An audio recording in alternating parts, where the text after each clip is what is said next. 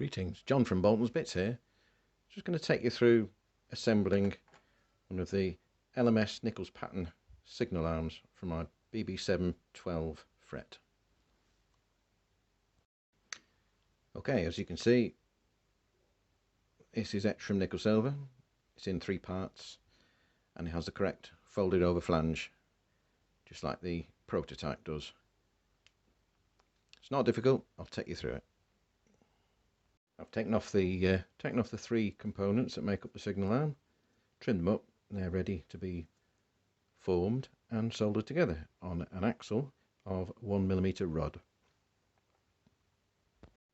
To bend the flanges on the end of the arms, I've made this little bending jig made from 2 pieces of square brass tube with a piece of 0.3mm nickel silver from the fret, just cut from the fret, soldered at the end. This leaves a gap of approximately 0.3 all the way along and can be compressed with a signal arm to hold it steady while you bend the flanges.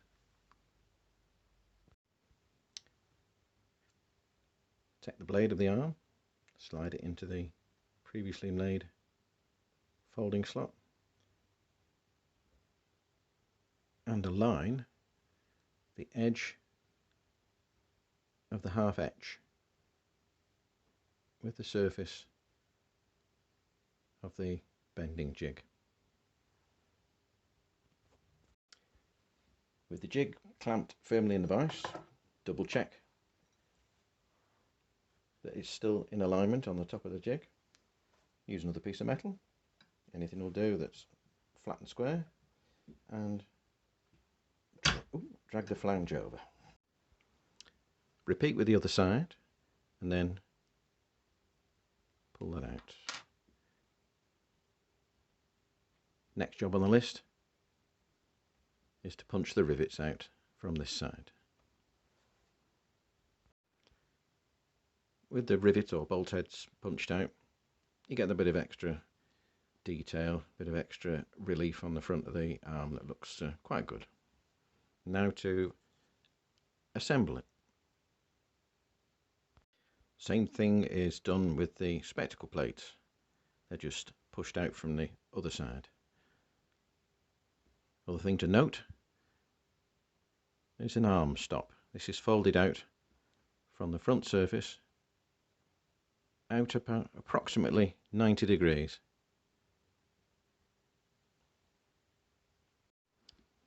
A piece of wood that you could solder on would be helpful here. Here's a piece of 1mm rod as an axle. Place it into the piece of wood in a pre-drilled hole. Doesn't have to be very deep. Then the parts are assembled on the rod. First piece to go on is the little wire tag that the arm is driven by. Note the half etch rivets face down in this respect.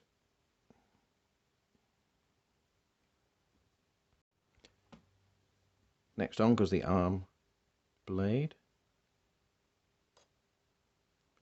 followed by the spectacle plate, obviously with its arm stop still poking upwards.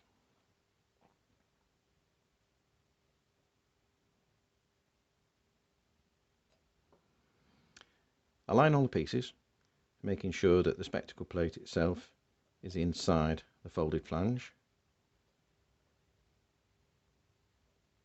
and at the angle of the tag is approximately 45 degrees from horizontal. Now I'm going to solder this up in one action. Using a small amount of solder on a hot iron. Just apply that. The solder will be dragged through the hole, securing the tag, the axle, the spectacle plate and the arm all together in one go. And done.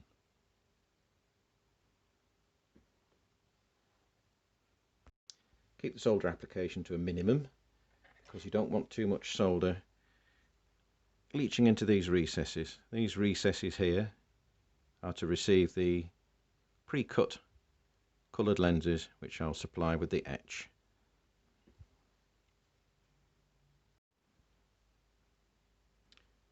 These are the bearing plates. These are designed so that you don't have to mess about with brass tube soldered to your post. They fold up and form a bearing for the signal arm to pivot on, and would normally be formed and soldered to the post first, but for the purposes of instructions I'll keep it separate. So bend up the two tabs either side 90 degrees, noting that the fold lines are on the inside, like that. Signal arm should just slide in through these holes. Excuse the shaky hands. There we go. And the shape provides an arm stop.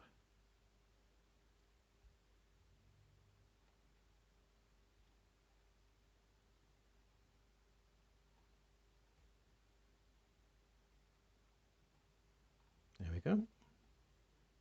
This can be adjusted at any stage to make sure a proper horizontal is obtained. These are what's known as the back blinds. These go on the back of the signal assembly and will eventually secure the arm in place in its pivot. The purpose of this is to shade the lamp, the back of the lamp, when the signal is at danger, as there is a little telltale light at the back. If the signalman can see this lamp, he knows that the signal has gone correctly back to danger. And the back blind itself, slide it onto the axle, being careful. Don't forget these are 0.3mm thick, so a little delicate. That slides right down to the pivot and rotates with the signal arm as it turns. And that concludes the assembly of the signal arm. Next up, I'll do the weight bar and associated bearing. These are the weight bars. Attached to them are two spacing washers. One folds over one way, the other folds over the other way, and they align to form one central bearing. If you look closely, you'll see that there's a half etch on one of the washers, and the half etch for the other one is on the other side. Stick with the rule that the half etching is on the inside, so you bend that one under that way, and this one over the top. Use a pair of pliers just to squeeze them shut. There we go. A reasonable bearing surface is obtained. This can now be soldered to retain the in alignment and the tabs filed off for neatness. These are the balance weights. I've etched them in pairs so that when they're snipped off they can be folded round the weight that's represented on the weight bar and soldered up to represent a weight. These half etch slots on the real thing would be right through for assisting with tightening the securing nut. So align them on the same side as the etched representation of the securing nut on the top. Let's just fold this up ready to fit onto the weight bar. In this case, the half etch is actually on the outside, which is probably a mistake I made in the etching artwork. but no worries. This then slots over the weight bar.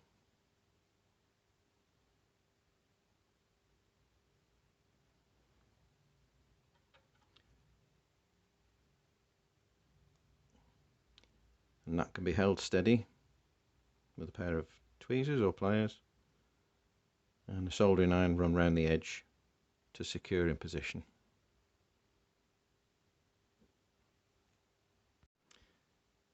These are the fold up weight bar bearings. I'll snip one off and show you how to fold it up. Okay, that's the inside of the weight bar bearing. So what do we do? There's a little half etch tab on the top. Bend that over by 90 degrees. Turn it back over. Notice the two fold lines on the inside there. Fold that 90 degrees.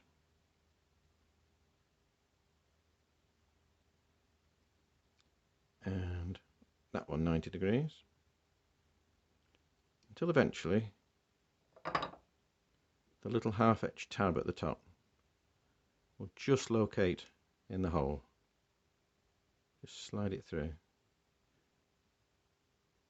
To try and get the two surfaces parallel to each other. Quick adjustment. There we go. Ready for soldering on its back.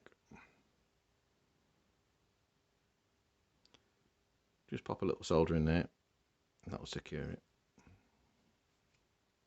Okay, I've assembled the weight bar and the bearing on a piece of 1mm rod. This is a dodgy bit. You've got to very carefully solder that to the bearing without soldering the weight bar up solid. Fingers crossed. Let's see how we get on.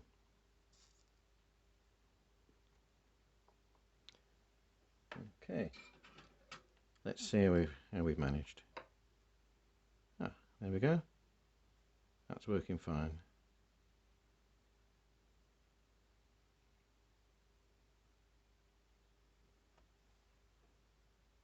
All done, and thanks for watching.